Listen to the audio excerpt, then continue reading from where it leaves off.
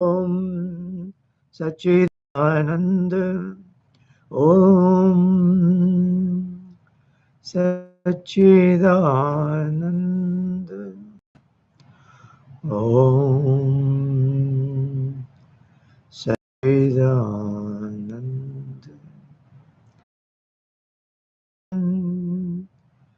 सच्चिदानंद।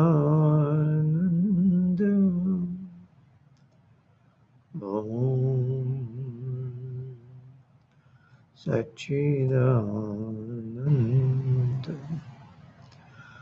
ओम सच्चिदानंद।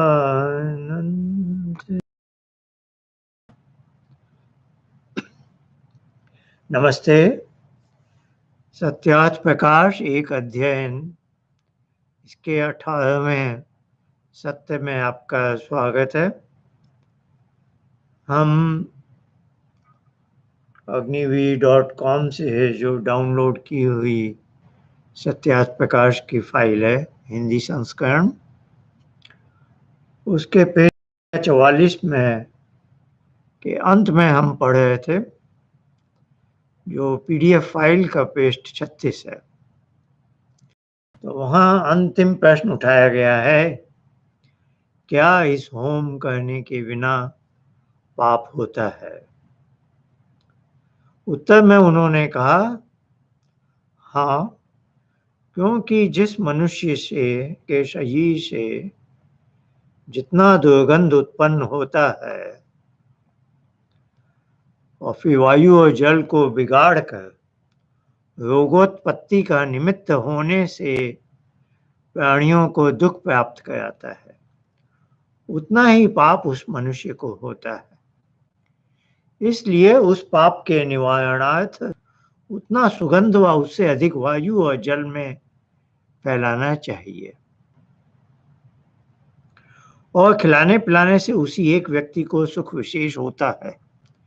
जितना घृत और सुगंधादि पदार्थ एक मनुष्य खाता है, उतने द्रव्य के होम से लाखों मनुष्यों का उपकार होता है। परंतु जो मनुष्य लोग घृतादि उत्तम पदार्थ न खावें, तो उनके शरीर और आत्मा के बल की उन्नति न हो सके। इससे अच्छे पदार्थ खिलाना पिलाना भी चाहिए, परंतु उससे होम अधिक करना उचित है। इसलिए होम का करना अत्यावश्यक है। पिछले सप्ताह हम इन्हीं शब्दों पर विचार कर रहे थे, और हमने देखा था कि मनुष्य जैसा कि हमारा शरीर है, हम अपनी जीवन प्रणाली से वायु और जल को दूषित करते हैं। तो उस के निराकरण के या निवारण के लिए हमें कुछ न कुछ उद्योग अवश्य ही करना उचित है। तो महर्षि दयानंद यही लिख रहे हैं कि हर मनुष्य के शरीर से कुछ ऐसे पदार्थ, दूषित पदार्थ वायु जल में निकलते हैं। यदि वो इसका सुगंध का इसके निवारण के लिए कुछ न कहे, तो यह पाप कर्म है। पुण्य और पाप शब्द से हम थोड़े परिचित हैं। प्रायः हम जानते हैं कि एक काम, उचित अच्छा काम करना पुण्य होता है और उसका उल्टा करना पाप होता है। लेकिन यहाँ एक विचित्र संयोग है कि चर्चा चल रही है कि हमने पुण्य का काम नहीं किया। जैसे होम करना, वायुमंडल को सुगंधकारक पदार्थों से सुगंधित करना, शोधना, शुद्ध करना, ये पुण्य का काम मान लिया मैंने। लेकिन यदि मैंने यह काम नहीं किया, तो पाप का भागी क्यों बनूं? पाप क्यों माना जाए? क्योंकि आप जानते हैं, कर्मों के हिसाब से हमारे पास 3 विकल्प होते हैं। एक तो है जो मेरा कर्तव्य है, जो मेरा धर्म है, जो उचित है वह करना, जिसे पुण्य कहा। एक है उसका उल्टा करना, जो है पाप। और एक है कुछ न कहना। इसको संस्कृत में बोलते हैं कहतुम, अकहतुम, न कहतुम। कहतुम यानी अच्छा काम कहना, अकहतुम यानी उल्टा उसका कहना, गलत काम करना, और न कहतुम मैंने कुछ भी नहीं किया।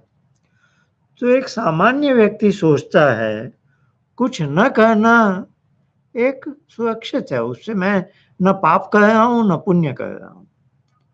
तो महर्षि दयानंद की शब्दावली यहाँ ध्यान देने के लायक है।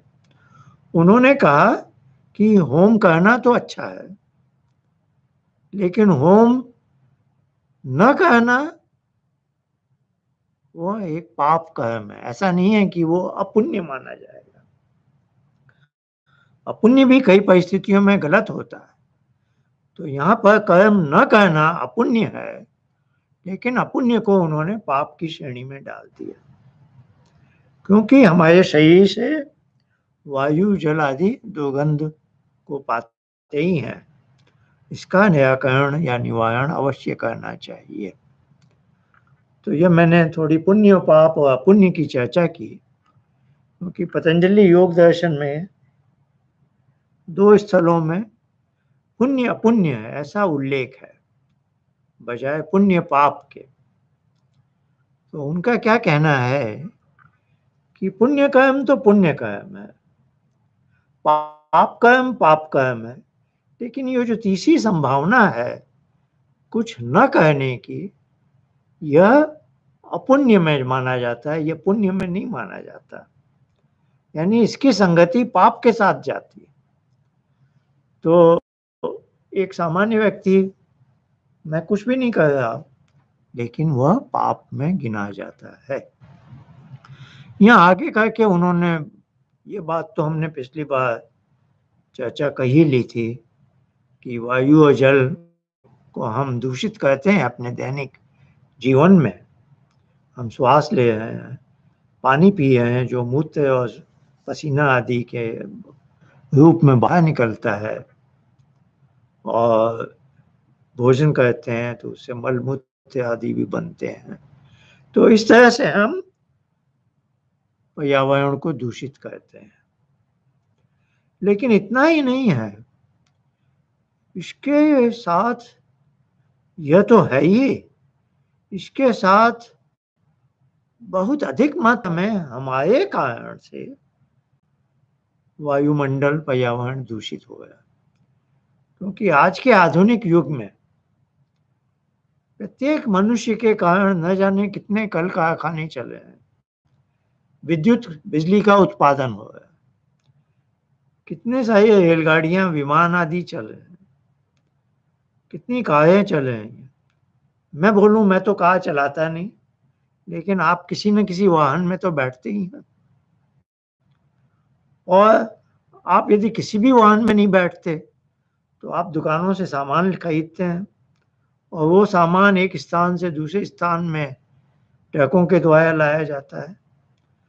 तो कोई मनुष्य ऐसा नहीं कह सकता कि मेरे जीवन यापन के पीछे अनगिनत विभिन्न आधुनिक साधन काम कर रहे हैं, और उन सब से पर्यावरण का बिगाड़ हुआ, पर्यावरण में दूषित पदार्थ जा रहे हैं। तो हम सबको केवल अपने ही व्यक्तिगत इस शरीर से ही जो कचरा निकल रहा है, उसके अलावा हर मनुष्य के उत्तरदायी है इस बात का कि उसके कारण दुनिया भर में इतने सारे यंत्र काम करते हैं, उनसे भी बहुत बहुत सा कचरा बाहर निकलता है। तो यह जो बात लिखी है महर्षि दयानंद ने कि हम सबकी ये जिम्मेवारी बनती है कि हमारे कारण प्रत्यक्ष या परोक्ष रूप में पर्यावरण का जो दूषित होता है, उसके निवारण के लिए हमें कुछ न कुछ उद्योग करना ही चाहिए। और यह जो होम है, यह एक बहुत ही वैज्ञानिक प्रणाली है और जिसका उन्होंने आगे के शब्दों में कहा है। कहते हैं खिलाने पिलाने से उसी एक व्यक्ति को सुख विशेष होता है। जितना घृत और सुगंधादि पदार्थ एक मनुष्य खाता है, उतने दैव्य के होम से लाखों मनुष्यों का उपकार होता है। अब यहाँ एक और लाखों गुना का लाभ बता रहे हैं कि एक चम्मच घी खाने से एक मनुष्य को जो लाभ होगा, वही एक चम्मच घी वाष्पीकृत होकर वायुमंडल में फैलकर लाखों मनुष्यों को उतना ही लाभ करेगा। आगे चल के हम गृहस्थ आश्रम में भी अग्निहोत्र की आवश्यकता है और अनिवार्य है, पंच महायज्ञ विधि में उसको गिना गया है, तो उसका भी उल्लेख आएगा। तब वो एक उदाहरण देते हैं, दृष्टांत देकर समझाते हैं कि एक मिर्च कोई एक मनुष्य खाए तो उसे छींक आने लगती है, उसके ऊपर कुछ प्रभाव पड़े। उसी एक मिर्च को यदि अग्नि में डाल दिया जाए तो हजारों लोगों को छींक आने लगेगी। तो यह जो वही पदार्थ वही है, लेकिन वह जब वायु के माध्यम से हमारी नासिका में प्रवेश करता है तो बहुत उसका अल्प अंश ही हमें उतना प्रभावित करता है जो हमें खाने से पीने से मिलता। तो जो उन्होंने कहा है एक व्यक्ति और लाखों मनुष्यों का उपकार, वो अग्नि में जो भेदक शक्ति है, वो जो परमाणुओं को छिन्न भिन्न कर देती है, ये शब्द उनका प्रयोग करेंगे आगे जाकर, तो उसकी भेदक शक्ति परमाणुओं को, मॉलिक्यूल्स को छिन्न भिन्न करके अलग कर देती है और फिर एक एक वही परमाणु हमारे अंदर उस तरह का लाभ करता है। परंतु जो मनुष्य लोग घृतादि उत्तम पदार्थ न खावें तो उनके शरीर और आत्मा की बल की उन्नति न हो सके। इससे अच्छे पदार्थ खिलाना पिलाना भी चाहिए, परंतु उससे होम अधिक करना उचित है। इसलिए होम का करना अत्यावश्यक है। महिष दयानंद लिखे हैं कि ऐसा नहीं है कि वो एक चम्मच घी हमें खाना नहीं है, केवल होम में ही उसको डालकर, दोनों अपनी अपनी जगह सही है। खाने पीने से शरीर को बल मिलता है और जो नासिका मार्ग से हो जाता है तो उसका प्रभाव औषधि के रूप में होता है। तो भोजन छादन बोलते हैं ना, भोजन की अपनी उपयोगिता है और छादन की अपनी उपयोगिता है, जो हमें रोगों से दूर रखता है। तो ऐसा नहीं है कि हम कुछ भी ना खाएं पिएं और सब अच्छे पदार्थ होम में ही डाल दें, ऐसा नहीं। दोनों का अपना अपना महत्व है। पर हाँ, यदि तुलना कहें तो कह रहे हैं होम का कहना अत्यावश्यक है, वो अधिक उचित है, परंतु उससे होम अधिक करना उचित है। आइए आगे बढ़ते हैं। फिर एक प्रश्न उठा रहे हैं, प्रत्येक मनुष्य कितनी आहुति कहे और एक एक आहुति का परिमाण कितना हो? उत्तर देते हैं, प्रत्येक मनुष्य को 16-16 आहुति और 6-6 मासे घृतादि एक एक आहुति का परिमाण न्यून से न्यून चाहिए, और जो इससे अधिक कहे तो बहुत अच्छा है। 16 आहुतियों का विधान है जो दैनिक अग्निहोत्र होते हैं। तो उसमें प्रातःकालीन 4 आहुतियां हैं और उसके पहले महावेत्यादि के भूर्भुवः ओम भूर्भुवः स्वाहा भूर्वायवे स्वा, ये 4 आहुतियाँ। और उसके पहले ओम अग्नये स्वा, सोमाय स्वा, इंद्राय स्वा, प्रजापतये स्वा, ये 4 आहुति। तो 4 12 हो गई। और फिर बाद में ओम भूअग्नये प्राणाय स्वाहा, ओम भूर्वायवे अपानाय स्वाहा, ऐसे 4। तो इस तरह से गिनी जाए तो 16 आहुति कहलाती है। तो प्रत्येक आहुति में 6 मासा घी बोला गया। तो ये पुराना परिमाण है बताने का। 1 तोले में 1 तोला लगभग 10 ग्राम का होता है। तो 1 तोले में मेरे ख्याल से 4 माशा होते हैं। तो 6 माशा लगभग 12-15 ग्राम होगा। तो उतना घी 1 आहुति में डालें। इसीलिए और जो इससे अधिक कहे तो बहुत अच्छा। ये एक समय का है, प्रातः काल का, सायंकाल का है ऐसा ही। लेकिन वो प्रातः सूर्य ज्योति स्वा के बदले अग्नि ज्योति अग्नि स्वा, सायंकाल के मंत्र। तो ये थोड़ा आगे फिर बताएंगे, क्योंकि अग्निहोत्र ब्रह्मचर्य आश्रम में भी करना है और गृहस्थ आश्रम में, इसलिए 2 बार इसका उल्लेख आ रहा है। तीसरे समुल्लास में है, अभी हम पढ़ रहे हैं, और चौथे समुल्लास में भी आएगा। तीसरा समुल्लास ब्रह्मचर्य आश्रम के बाद। आइए आगे लिखते हैं वो।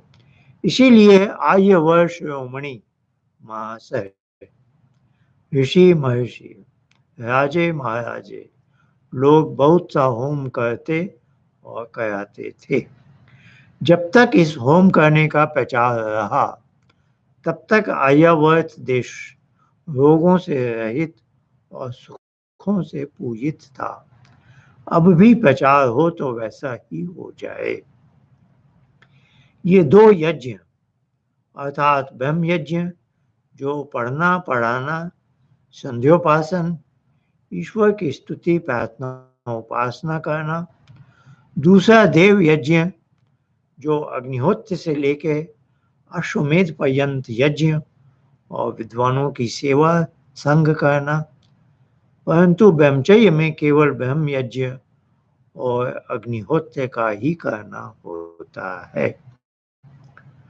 तो एक तरह से समापन कर रहे हैं कि ब्रह्मचर्य आश्रम में ब्रह्म यज्ञ में अध्ययन अध्यापन,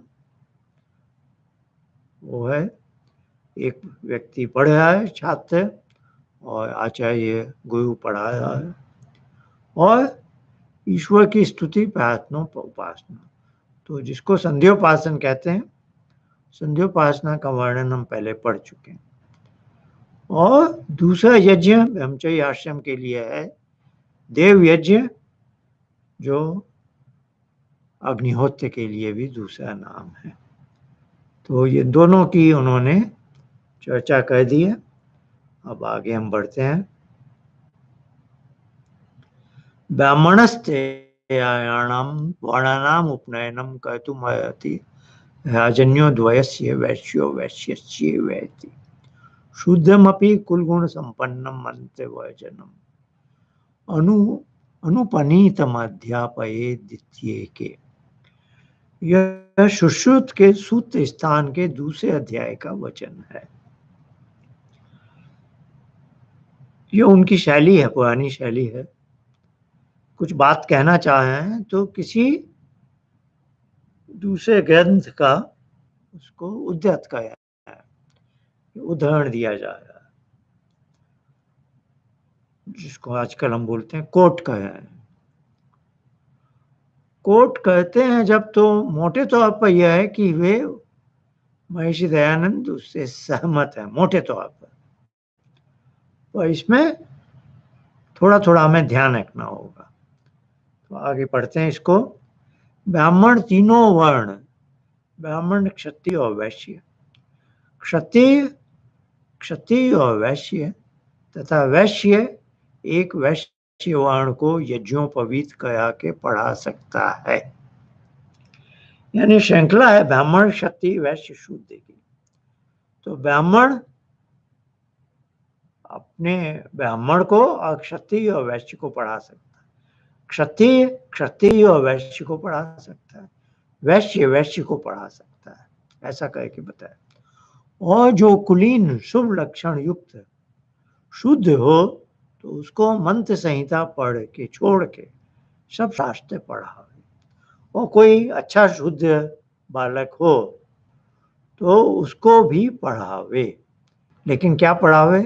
वेद मंत्र की संहिता जो है, ये वेद मंत्र है, इसके अलावा बाकी सब शास्त्र पढ़ावे, ये लिखा है। अब आगे लिखे हैं, शुद्ध पढ़े परंतु उसका उपनयन न कहे, यह मत अनेक आचार्यों का है।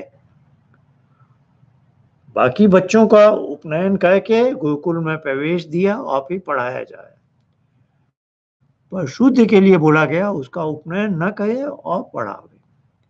पश्चात 5वें व 8वें वर्ष से लड़के लड़कों की पाठशाला में और लड़की लड़कियों की पाठशाला में जावे।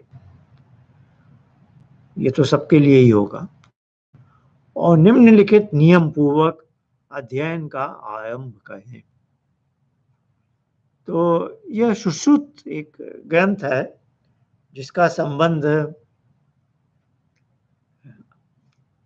वैदिक शास्त्र से है।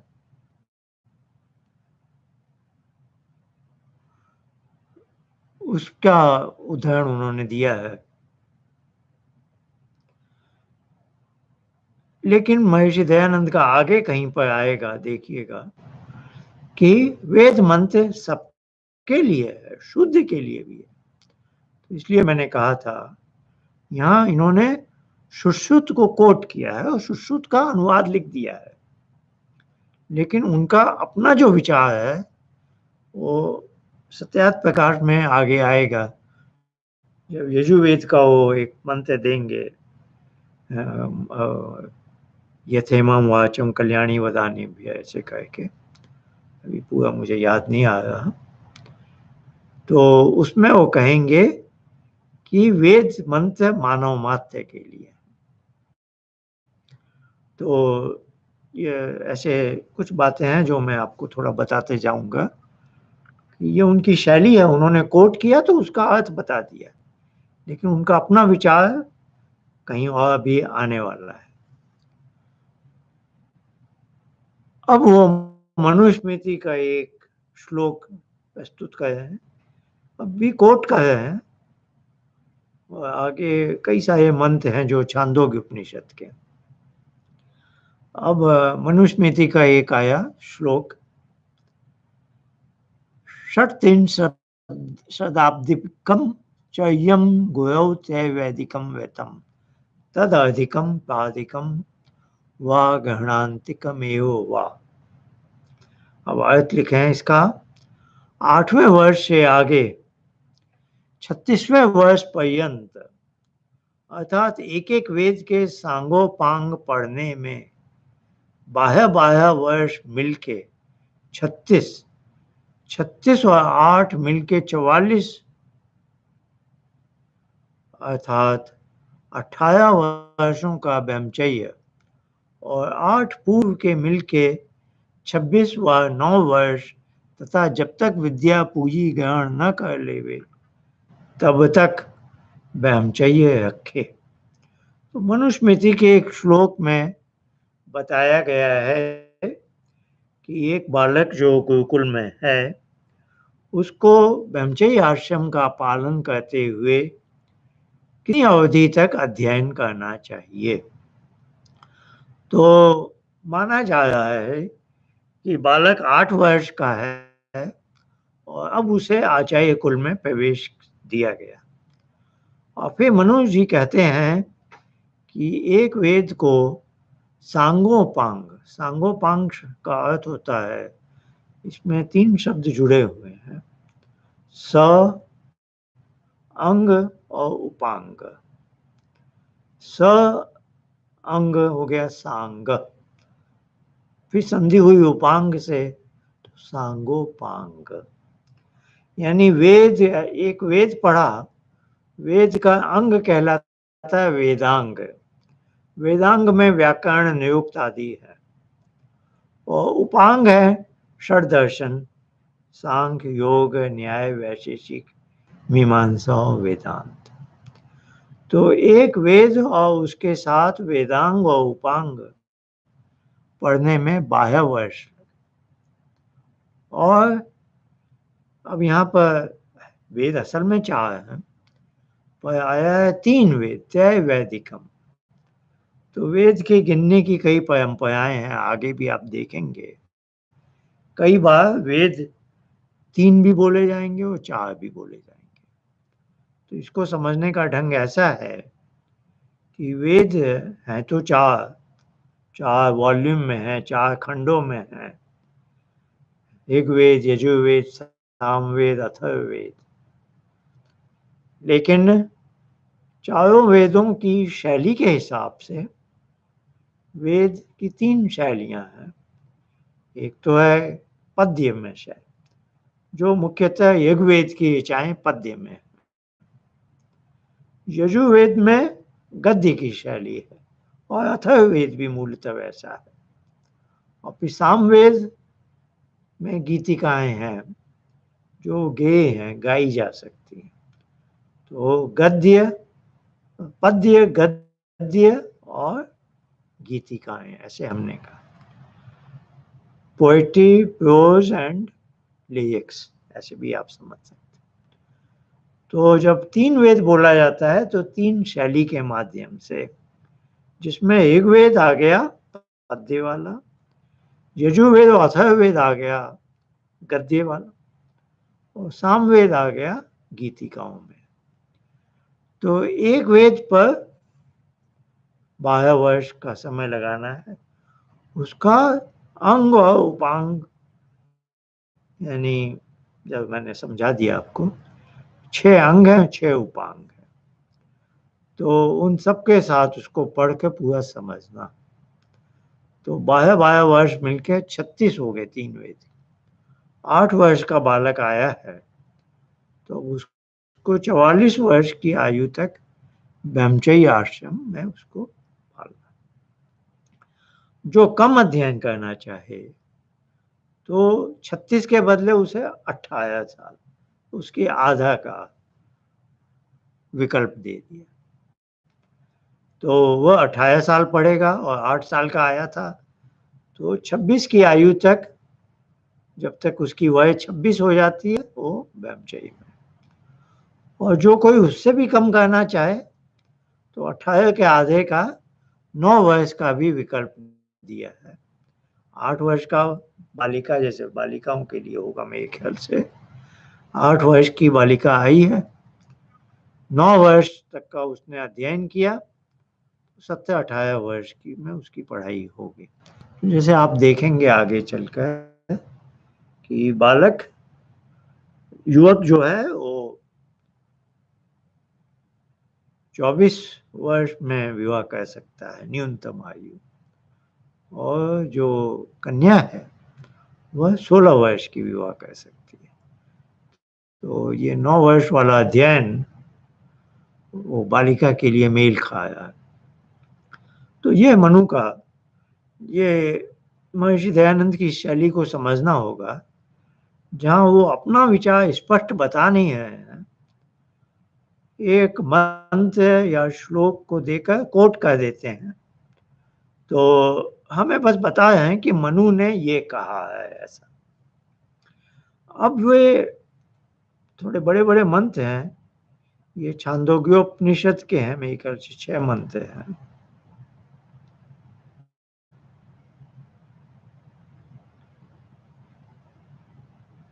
हाँ, छांदोग्योपनिषद के 6 मंत्र हैं। यह थोड़ी बड़ी उपनिषद है। पहले उपनिषदें छोटी होती हैं, तो जो 11 उपनिषदें हम लोग प्रामाणिक मानते हैं, ईश, केन, कठ, मुंडक, मांडुक्य, प्रश्न, ऐत्रेय, तैत्तिरीय, छांदोग्य, बृहदारण्यक और श्वेताश्वतर, ये 11 है। तो बृहदारण्यक और छांदोग्य बहुत बड़ी बड़ी हैं। इनकी अपेक्षा दूसरी उपनिषदें बहुत छोटी छोटी हैं। ईश उपनिषद तो केवल 1-2 पृष्ठ की, मुंडक उपनिषद भी 1-2 पृष्ठ में ही आ जाए। तो ये बड़ी-बड़ी हैं। तो इसका एक मंत्र मैं बोल देता हूँ, बाकी 6 मंत्र हैं।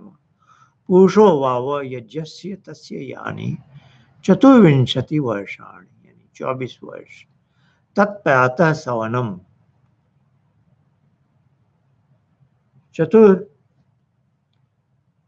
समझ में नहीं आया क्या?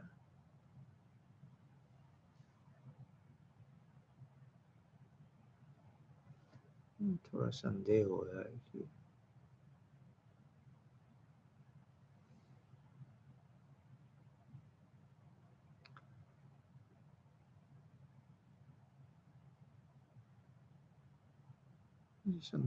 है कि ये इंटरनेट से टेलीकास्ट हो रहा है या नहीं, पता नहीं चल रहा। एक मिनट से अपनी जांच करता हूँ।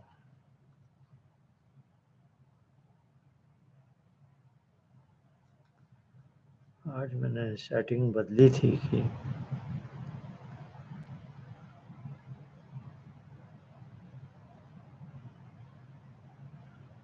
ठीक ही है मेरी।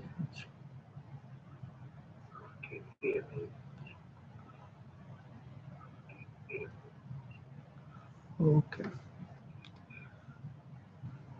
तो क्योंकि मेरे लैपटॉप पर मेरा चित्त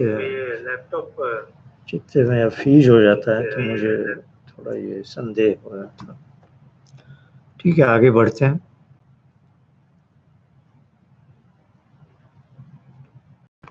हाँ, मैं छांदोग्य उपनिषद का पहला मंत्र पढ़ रहा था। पुरुषो वाव यज्ञस्य तस्य यानि चतुर्विंशति वर्षाणि तत्प्रातः सवनम चतुर्विंशत्यक्षया गायत्री गायत्र्यं प्रातः सवनम तदस्य वसवोऽन्वायत्ता प्राणा वाव वसव एते हीदं सर्वं वासयन्ति। यह ऐसे 6 मंत्र हैं। आइए हम इनका अर्थ देखते हैं, जो महेश दयानंद करने वाले हैं आगे। तो इसका अर्थ पढ़ रहा हूँ अब मैं। ब्रह्मचर्य 3 प्रकार का होता है। कनिष्ठ, कनिष्ठ शब्द होता है छोटे के अर्थ। तो जो पुरुष अन्न रसमय देह और पूजी अर्थात देह में शयन करने वाला जीवात्मा, यज्ञ अर्थात अतीव शुभ गुणों से संगत और सत्कर्तव्य है, इसको अवश्य है कि 24 वर्ष पर्यंत जितेंद्रिय अर्थात ब्रह्मचारी रहकर वेदादि विद्या और सुशिक्षा का ग्रहण करे और विवाह करके भी लंपटता न करे, तो उसके शरीर में प्राण बलवान होकर सब शुभ गुणों के वास कराने वाले होते हैं। ये पहले मंत्र का अर्थ था। दूसरे मंत्र का भी हम पढ़ते हैं। इस प्रथम वय में जो उसको विद्याभ्यास में संतप्त करे और वह आचार्य वैसा ही उपदेश किया करे, और ब्रह्मचारी ऐसा निश्चय रखे कि जो मैं प्रथम अवस्था में ठीक ठीक ब्रह्मचर्य से रहूँगा, तो मेरा शरीर और आत्मा आरोग्य बलवान होके शुभ गुणों को बसाने वाले मेरे प्राण होंगे। हे मनुष्यों, तुम इस प्रकार से सुखों का विस्तार करो, जो मैं ब्रह्मचर्य का लोप न करूं। 24 वर्ष के पश्चात गृहस्थाश्रम करूंगा, तो प्रसिद्ध है कि रोग रहित रहूंगा और आयु भी मेरी 70 व 80 वर्ष होगी। महर्षि दयानंद ने अर्थ करते समय कुछ शब्दों को विस्तार दिया है। जैसे पुरुष शब्द का तो हमें बताया, पुरुष मनुष्य क्यों कहलाता है? क्योंकि वह पूजी में पूर्व है, इसमें शयन करता है, रहता है जीवात्मा, इसलिए उस जीवात्मा को पुरुष कहते हैं। तो ये कनिष्ठ ब्रह्मचर्य का वर्णन है, जो जिसे कहेंगे न्यूनतम, ऐसा हर युवक को करना अभीष्ट है कि 24 वर्ष तक वह विवाह न करे। लेकिन विवाह न करने का मतलब ये नहीं है कि इंद्रियों का संयम न करे, इसलिए यहाँ एक शब्द आया जितेंद्रिय, यानी अपनी इंद्रियों पर विजय प्राप्त करे, उसका स्वामी बनकर कोई गलत काम न करे। और फिर आगे जोड़ भी दिया है कि विवाह के पश्चात भी उसे संयम के साथ रहना है, और लिखा है लंपटता न करे। तो इंद्रियों का संयम सदैव अभीष्ट है, ब्रह्मचर्य आश्रम में भी और गृहस्थ आश्रम में भी। गृहस्थ आश्रम को भी मुख्यतः बोलते हैं कि यह संतानोत्पत्ति के लिए है, अच्छी प्रजा को जन्म देने के लिए। और जब आप एक संतान को जन्म देते हैं तो अपना व्यवहार आपको उत्तम रखना चाहिए, क्योंकि आपकी संतान आपके शब्दों से तो सीखती ही है, आपके आचरण, आपके व्यवहार से भी अधिक सीखती है। तो गृहस्थाश्रम का मतलब ये नहीं है कि हमें पूरी खुली छूट मिल गई है, तो वो बातें आगे आएंगी। और यहाँ अभी ब्रह्मचर्य आश्रम का चल रहा है। तो जो कनिष्ठ ब्रह्मचर्य है, इसका नाम वसु कहलाता है, मंत्र में था उसका वसु, और उसे 24 वर्ष तक के पहले 24 वर्ष के पहले गृहस्थ आश्रम में नहीं जाना चाहिए। गृहस्थ आश्रम के लिए महर्षि दयानंद कई बार गृह आश्रम भी लिखते हैं, एक ही बात है।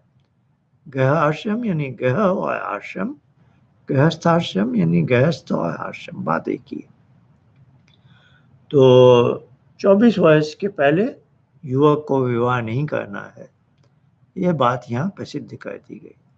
और फिर कह रहे हैं कि ऐसे युवक को 70-80 वर्ष की आयु आसानी से मिल जानी चाहिए। ऐसे वेद मंत्र हमें मिलते हैं जिसमें 100 वर्ष जीने की बात है। जीवेम शरदः शतम, या कोई वन्य वेकमाणे जिजी विशेष शतम समा, 100 वर्ष जीने की हमें वेद प्रेरणा देता है सामान्यतः। तो यहाँ लगभग वहाँ तक की बात होगी 70। ये मेरे ख्याल से उन्होंने आज के युग को ध्यान में रखकर कहा होगा कि आज आधुनिक युग में ऐसे व्यक्ति को 70-80 साल की आयु आसानी से हो जानी चाहिए, जिसने 24 वर्ष का ईमानदारी से ब्रह्मचर्य रखा है।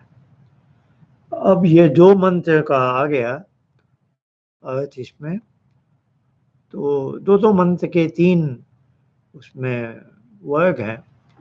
अब तीसरा चौथा जो मंत्र है छांदोग्य उपनिषद का, आप जानते हैं वेद के साथ हम बोलते हैं वेद की ऋचाएं हैं या मंत्र हैं। उपनिषदों में भी जो है उसको भी मंत्र बोला जाता है। बाकी जो ग्रंथ हैं जैसे मनुस्मृति है, गीता है, और जो मनुष्यों के बनाए हैं जो उसको हम लोग पे श्लोक बोलते हैं, गीता के श्लोक, मनुस्मृति। और फिर कई जगह जैसे षड दर्शन है, सांख्य योग दर्शन हो गया, इसको हम लोग बोलते हैं सूत्र है। तो जैसे आया योगश्चित्त वृत्ति निरोध, यह न मंत्र है न श्लोक है, इसकी शैली में ये सूत्र कहलाते हैं। तो इस तरह से आप ये शब्दों को सुनेंगे कि कभी मैं बोलूँगा मंत्र, कभी मैं बोलूँगा श्लोक, कभी मैं बोलूँगा सूत्र, और महर्षि दयानंद भी इस तरह से बोलते हैं। सुश्रुत का जब उन्होंने लिखा तो लिख दिया सुश्रुत का यह वचन है। तो इस तरह से आप शब्दों को सुनेंगे। आइए अब मध्यम ब्रह्मचर्य का सुनते हैं। यह है जो मनुष्य 44 वर्ष पर्यंत ब्रह्मचारी रहकर वेदाभ्यास करता है, उसके प्राण, इंद्रियां, अंतःकरण और आत्मा बलयुक्त होकर सब दुष्टों को रुलाने और श्रेष्ठों का पालन करने हारे होते। जो मैं इसी प्रथम वय में, जैसा आप कहते हैं, कुछ तपश्चर्या करूं तो मेरे ये युद्ध प्राण युक्त यह मध्यम ब्रह्मचर्य सिद्ध होगा। हे ब्रह्मचारी लोगों, तुम इस ब्रह्मचर्य को बढ़ाओ। जैसे मैं इस ब्रह्मचर्य का लोप न करके यज्ञ स्वरूप होता हूँ और उसी आचार्य कुल से आता और रोग रहित होता हूँ, जैसा कि यह ब्रह्मचारी अच्छा काम करता है, वैसा तुम किया करो। ये उपनिषद की शैली है। इसमें आचार्य और ब्रह्मचारी का संवाद है और इसमें एक थोड़ी सी उपमाएं हैं। ये जो संख्याएं हैं 24 और 44 और 48 आएगा अगला वर्ड, और कहीं कहीं 36 भी आता है। तो ये छंदों की गणनाएं हैं। 24 अक्षरों का एक छंद होता है गायत्री छंद। 36 अक्षर का भी एक छंद का नाम है, फिर 44 है। ऐसे कई छंद हैं जगती और कई नाम हैं। तो इन 6 मंत्रों में कई चीजें गुथी हुई हैं। ये छंदों का परिमाण भी है, वहां से संख्याएं ली गई हैं और जीवन को यज्ञ रूप बताया गया है कि जैसे यह पूरा जीवन ही माया यज्ञ रूप है, जिसमें देव पूजा, संगतिकरण और दान की भावना है। और मैं आचार्य कुल में जैसे अपने आप को तपा रहा हूँ और बाद में मैं तपश्चर्या करके और बाद में मैं समाज के लिए अपना जीवन लगाने वाला हूँ। तो इसकी भाषा कुछ वैसी है और संख्याएं वैसी। तो पहले जो ब्रह्मचर्य की बात हुई थी उसका नाम वसु था। इसका नाम है रुद्र है, जो मध्यम कोटि का ब्रह्मचर्य है, जो 36 वर्ष का अध्ययन किया और 8 वर्ष की आयु में आया था। तो जो 44 वर्ष पर्यंत जिसने ब्रह्मचर्य रखा है, पहले वाले ने 24 वर्ष रखा, 8 और 16, और ये 44 वर्ष का है और इसको रुद्र नाम दिया गया है। रुद्र शब्द का उन्होंने अर्थ भी कर दिया दुष्टों को रुलाने वाला और श्रेष्ठों का पालन करने। जैसे वो अपना जीवन समाज में इस दिशा में ले जाने के लिए दृढ़ प्रतिज्ञ हो। अब हम अंतिम उत्तम ब्रह्मचर्य की चर्चा करते हैं। यह 48 वर्ष पर्यंत का तीसरे प्रकार का होता है। अब यहाँ लिख दिया उन्होंने, जैसे 48 अक्षर की जगती, ये जगती नामक छंद है, वैसे जो 48 वर्ष पर्यंत यथावत ब्रह्मचर्य करता है, उसके प्राण अनुकूल होकर सकल विद्याओं का ग्रहण करते हैं। इसको बहुत सारी विद्याओं का ज्ञान हो जाता है।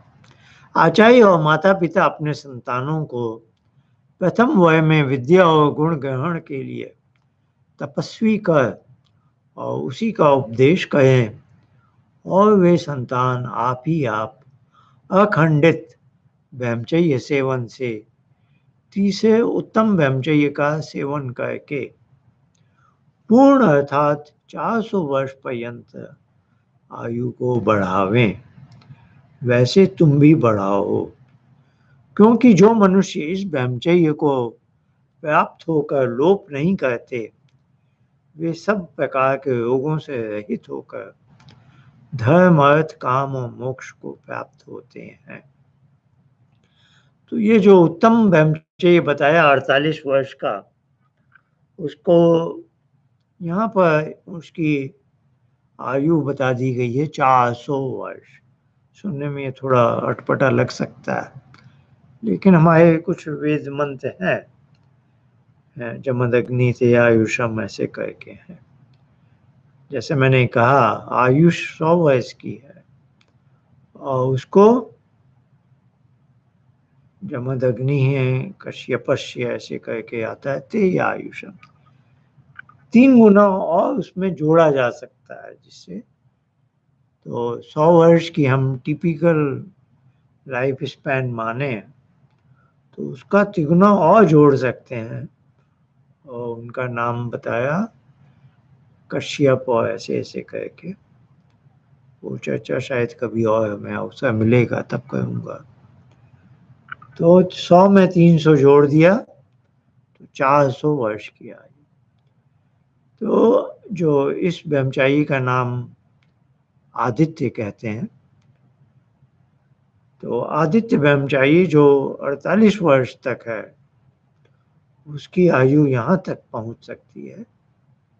उसकी विद्या भी उसने बहुत प्राप्त की है और उसने जितेंद्रिय होकर संयम करते हुए 48 वर्ष तक का जीवन बिताया है और विद्या ग्रहण करते हुए तपस्या करते हुए ऐसे ही टाइम पास नहीं किया। आइए हम आगे पढ़ते हैं। अब सुश्रुत के सही स्थान का है, जिसका संबंध मैंने कहा था वैदिक शास्त्र से। तो चतस्व अवस्था शरीरस्य बुद्धिवेधि यौवनम संपूर्णता किंचित परिहारिष्येति षोडशाद वेद्धि पंचविंशते यौवनम चत्वारिंशत संपूर्णता ततः किंचित परिहारिष्येति। पंचविंशे ततो वर्षे पुबान नागी तु षोडशे समत्वागतो वीर्यौ तो जानी यात कुशलो विषय। मेरे ख्याल से 2 अलग अलग वचन है। वह है सुश्रुत के सही स्थान, उस चैप्टर का नाम है।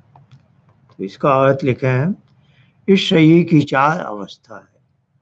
एक वेद्य जो 16वें वर्ष से लेकर 25वें वर्ष पर्यंत सब धातुओं की बढ़ती होती है।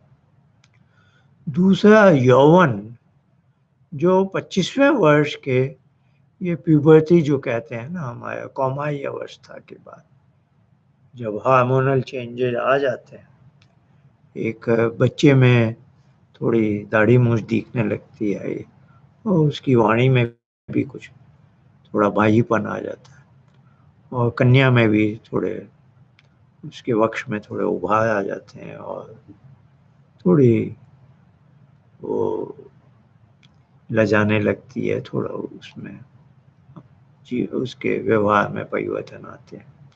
इसको आजकल हम बोलते हैं प्यूबर्टी।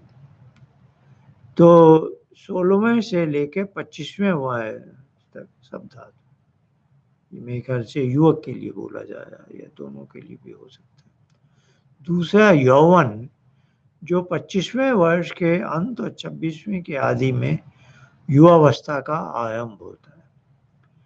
तीसरी है संपूर्णता जो 25वें से लेकर 40वें पर्यंत सब धातुओं की पुष्टि होती है।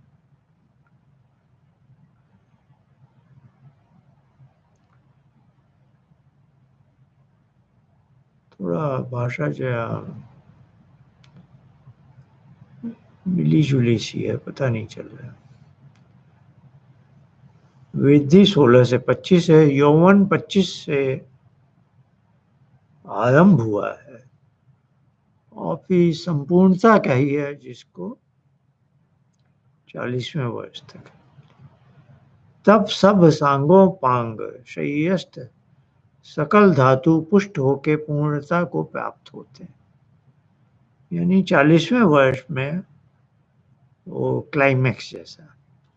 तदनंतर जो धातु बढ़ता है वह शरीर में नहीं आता, किंतु स्वप्न प्रस्वेदादि द्वारा बाहर निकल जाता है। वही 40वां वर्ष उत्तम समय विवाह का है, अर्थात उत्तमोत्तम तो 48वें वर्ष में विवाह करना।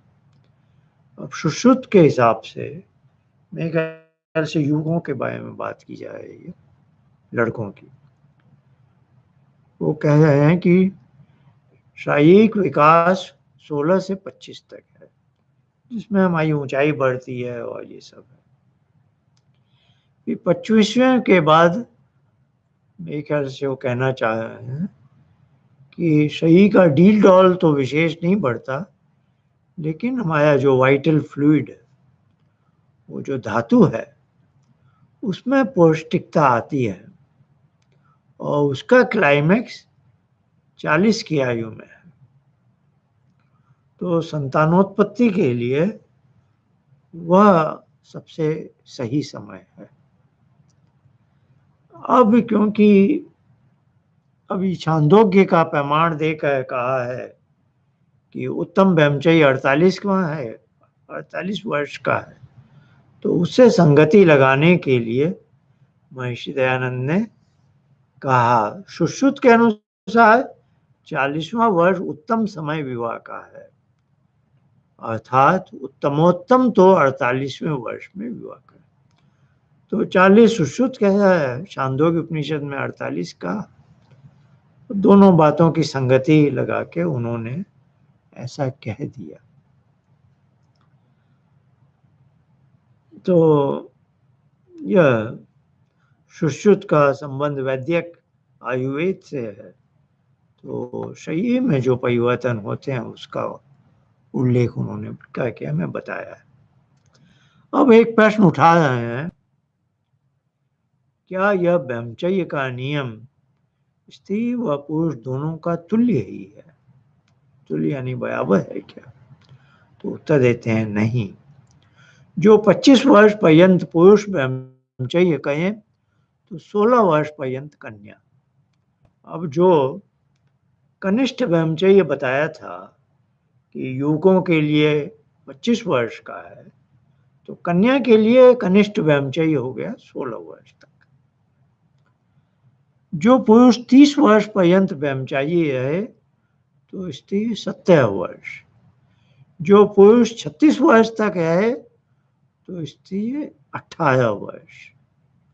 जो पुरुष 40 वर्ष पर्यंत ब्रह्मचर्य करे तो स्त्री 20 वर्ष। जो पुरुष 44 वर्ष पर्यंत ब्रह्मचर्य करे तो स्त्री 22 वर्ष। जो पुरुष 48 वर्ष ब्रह्मचर्य करे तो स्त्री 24 वर्ष पर्यंत ब्रह्मचर्य सेवन रखें, अर्थात 48वें वर्ष से आगे पुरुष और 24वें वर्ष से आगे स्त्री को ब्रह्मचर्य न रखना चाहिए। परंतु यह नियम विवाह करने वाले पुरुष और स्त्रियों का है। जो विवाह करना ही न चाहें वे मरण पर्यंत ब्रह्मचारी रह सकते हों तो भले ही रहें, परंतु यह काम पूर्ण विद्या वाले जितेंद्रिय और निर्दोष योगी स्त्री और पुरुष का है। यह बड़ा कठिन काम है कि जो काम के वेग को थाम के इंद्रियों को अपने वश में रखना।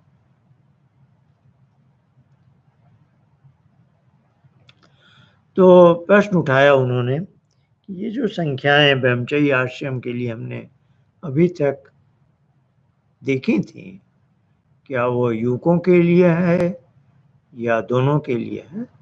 तो उसका हमें समाधान करके बता रहे हैं।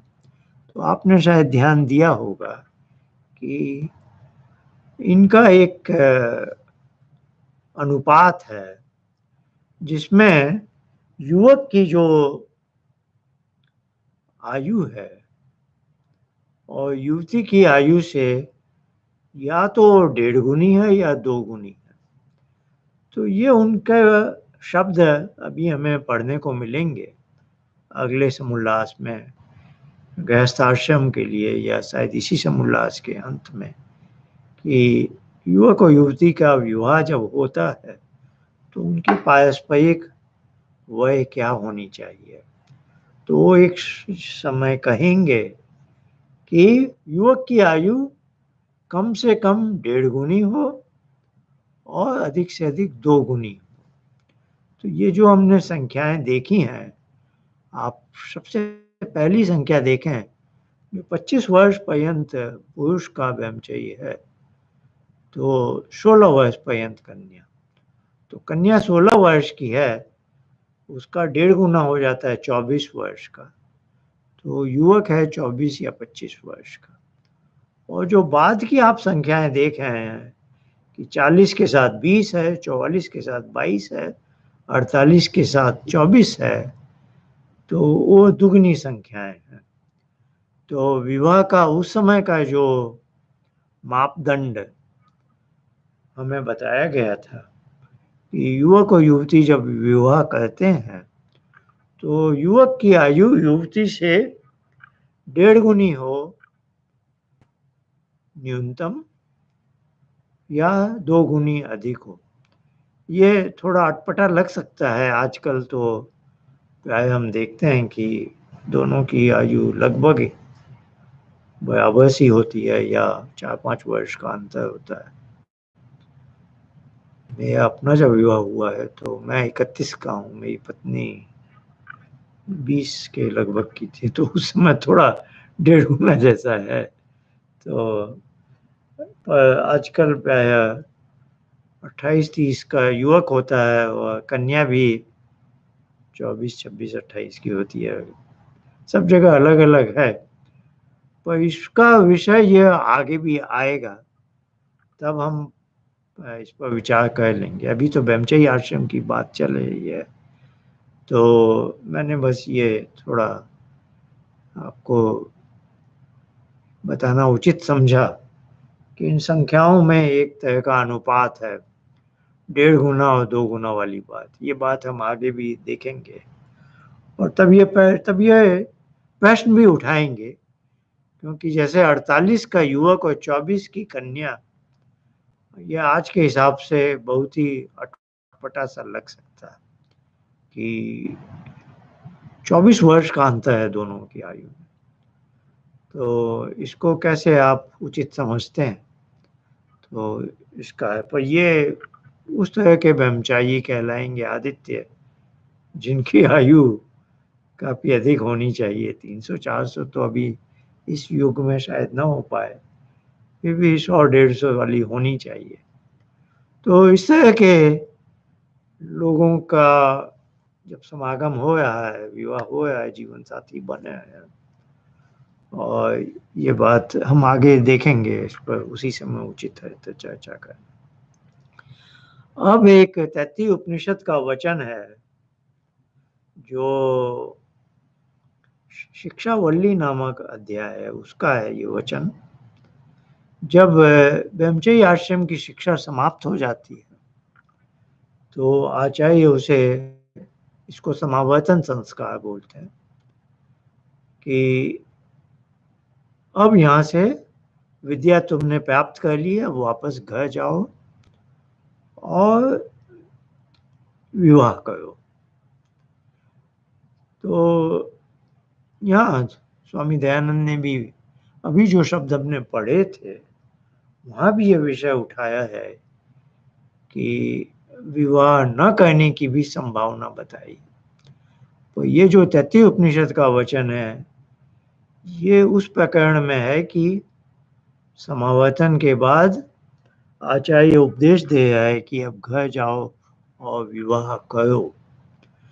तो यह मैं आपको, मनुस्मृति में भी इस तरह का एक वचन आता है, एक श्लोक आता है। यह मैंने इसलिए कहा जहां तक मेरी जानकारी में है, सभी वैदिक साहित्य में यही कहा जा रहा है कि ब्रह्मचर्य आश्रम के बाद विवाह करो। तो कुछ बात आपको अटपटी सी लग सकती है कि महर्षि दयानंद ने ऐसा क्यों लिखा कि जो विवाह न करना चाहे वे मरण पर्यंत ब्रह्मचारी रह सकते हैं। इस शब्दों को आपको थोड़ा ध्यान से पढ़ना होगा। वो प्रेरणा नहीं दे रहे हैं कि विवाह न करो, पर जानते हो कि समाज में कुछ लोग ऐसे होते हैं जो कहते हैं मुझे विवाह नहीं करना।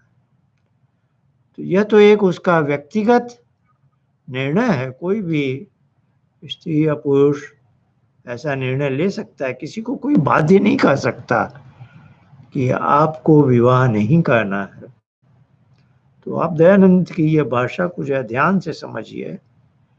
वो शास्त्रों का उल्लंघन नहीं कर रहे हैं। वे ये नहीं कहे हैं कि विवाह न करो। वे ये कह रहे हैं कि जो विवाह न करना चाहे, यदि ऐसा कोई है, तो उसे बहुत सोच विचार कर यह निर्णय लेना है कि मरण पर्यंत ब्रह्मचर्य आश्रम का तपश्चर्या पूर्वक पालन करना है। और वो अपनी तरफ से चेतावनी भी दे रहे हैं, क्योंकि यह काम पूर्ण विद्या वाले जितेंद्रिय और निर्दोष योगी स्त्री और पुरुष का है, जिसका योगाभ्यास में बहुत अच्छी गति है।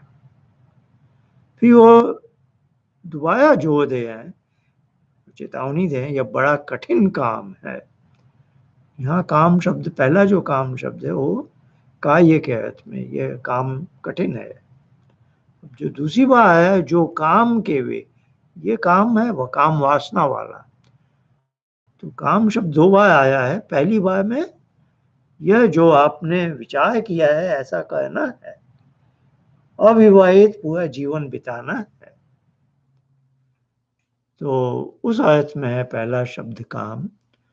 और दूसरी बार जब यह शब्द आया, वो उस अर्थ में आया है कि काम वासना, जो एक युवक को एक सुंदर युवती को देखने के पश्चात मन में जो भाव उत्पन्न हो सकते हैं, जो हम सब जानते हैं, और जो हम बोलते हैं मन के शत्रुओं में काम, क्रोध, लोभ, मद, मोह, ईर्ष्या, द्वेष, ये मत्सर, ये सब जो हैं, इसमें सबसे अधिक बलवान ये काम है, जिसको अंग्रेजी में लस्ट बोलते हैं।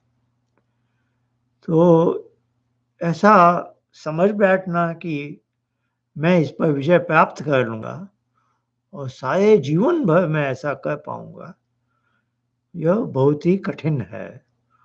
और पर हाँ, असंभव नहीं है, लोग कहते हैं, ऐसी बात नहीं है। तो यही चेतावनी यहाँ दी हुई है। तो मैं यहाँ इसलिए मैंने थोड़ी ये व्याख्या की कि आप ये ध्यान रखेंगे कि वेद में, उपनिषदों में, मनुस्मृति में और सब जगह आचार्य का उपदेश युवक और युवती को यही है कि तुम्हारा ब्रह्मचर्य आश्रम पूरा हुआ, अब ये समावर्तन है, जिसको आजकल कॉन्वोकेशन बोलते हैं।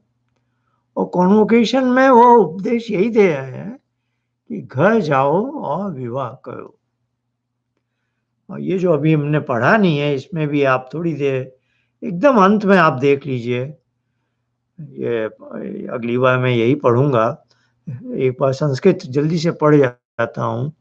हितं च स्वाध्याय प्रवचने च, सत्यं च स्वाध्याय प्रवचने च, तपश्च स्वाध्याय प्रवचने च, दमश्च स्वाध्याय प्रवचने च, शमश्च स्वाध्याय प्रवचने च, अग्नयश्च स्वाध्याय प्रवचने च, अग्निहोत्रं च स्वाध्याय प्रवचने च, अतिथयश्च स्वाध्याय प्रवचने च, मानुषं च स्वाध्याय प्रवचने च, प्रजा च स्वाध्याय प्रवचने च, प्रजनश्च स्वाध्याय प्रवचने च, प्रजातिश्च स्वाध्याय प्रवचने च। ये एक विशेष शैली में तैत्तिरीय उपनिषद में आचार्य उपदेश दे रहा है, जहाँ आपने देखा पहला पद है कि इस हितं, सत्यम, तप, इस सब का पालन करो। पर एक कॉमन फैक्टर है स्वाध्याय प्रवचने च, स्वाध्याय अवश्य करना, यानी आचार्य कुल में तुम्हारा अध्ययन हो गया है, लेकिन आगे जीवन भर स्वाध्याय चलते रहना चाहिए, सेल्फ स्टडीज। तो यह आचार्य उपदेश दे हैं। अब ऐसा नहीं है कि अध्ययन काल समाप्त हो गया। अध्ययन के प्रति जागरूकता, अध्ययन की अभिलाषा, वो हमेशा चलनी चाहिए। और अध्ययन के साथ प्रवचन भी कहा कि अध्यापन जैसा बोलना, कुछ उपदेश देना। तो जैसे आप पढ़ते हैं और कुछ बोलते हैं, तो प्रवचन के समय भी आपकी विद्या बढ़ती है।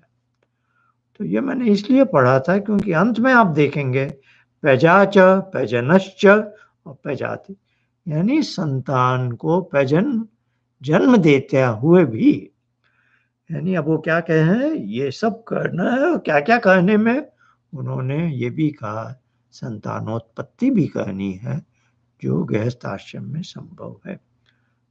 तो ये मेरा आशय था आपको बताना कि उपदेश हमेशा यही है कि ब्रह्मचर्य आश्रम के बाद गृहस्थ आश्रम में अच्छी प्रजा को जन्म देना है संतानोत्पत्ति के माध्यम से।